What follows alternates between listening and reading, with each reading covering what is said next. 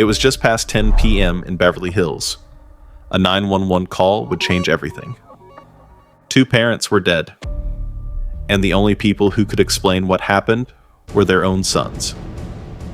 This is the story of Lyle and Erik Menendez, a case that captured America in 1989, and one that still isn't over, 35 years later.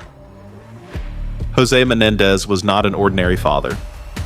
He was a powerful entertainment executive, a self-made millionaire who built his fortune through sheer will and relentless ambition. He and his wife Kitty raised their 2 sons in one of the wealthiest zip codes in America. A sprawling mansion, private schools, country club memberships.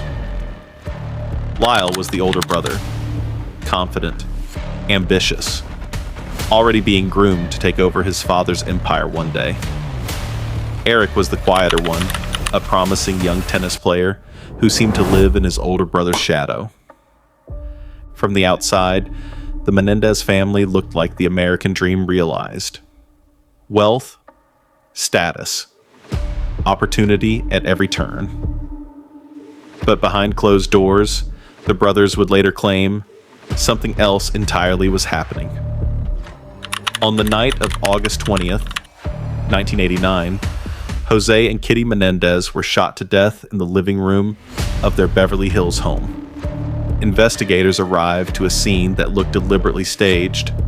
Multiple shotgun blasts, close range, designed to resemble a professional hit.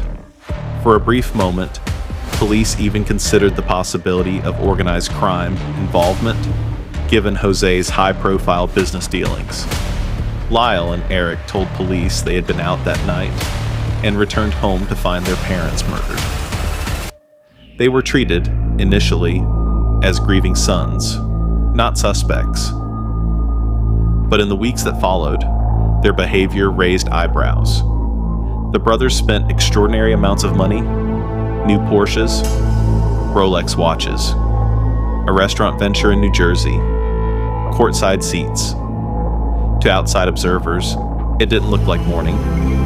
It looked like relief. Still, for months, no arrests were made. The case sat unsolved, the brothers free, the inheritance, reportedly worth over $14 million, within reach. What finally broke the case open wasn't physical evidence. It was a confession. Erik Menendez had been seeing a psychologist, and during a private session, he admitted to the killings. Those sessions were recorded. Months later, that recording would become central to the prosecution's case. Despite fierce legal battles over whether therapist-patient confidentiality should have protected it. In 1990, Lyle and Erik Menendez were arrested and charged with the first-degree murder of their parents. And then came the trial that divided the country. The defense built their case around a claim that, in 1990s America, the public largely was not prepared to hear. They argued that both brothers had endured years of severe psychological, physical, and sexual abuse at the hands of their father, and that the killings, while undeniably violent, were an act of desperation rather than premeditated murder for money. The prosecution rejected this outright. They argued the abuse allegations were fabricated, a calculated legal strategy designed to avoid the death penalty. Prosecutors pointed to the spending spree, the staged crime scene, and what they described as cold, methodical planning, including the purchase of shotguns days before the murders. The first trial, held with separate juries for each brother, ended in a mistrial. Neither jury could reach a unanimous verdict. The second trial told a very different story. The judge restricted how much abuse testimony could be presented to the jury. The prosecution leaned hard into what they called the abuse excuse narrative.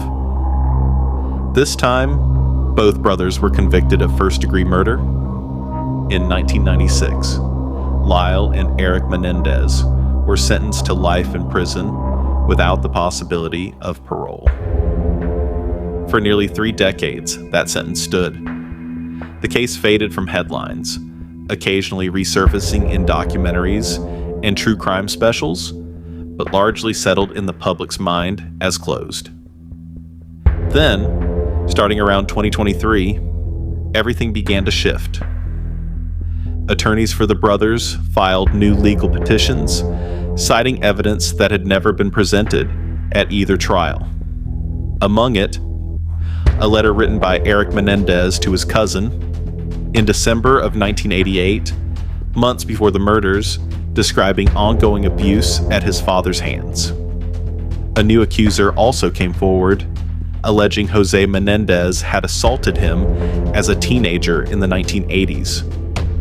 In late 2024, 2 major Netflix releases, a dramatized series and a documentary featuring prison interviews with both brothers, reignited massive public interest in the case. Public sympathy, largely absent in the 1990s, began to shift.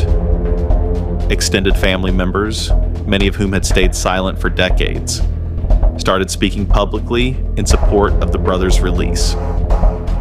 Los Angeles' outgoing district attorney reviewed the new evidence and recommended the brothers be resentenced, citing the complexities.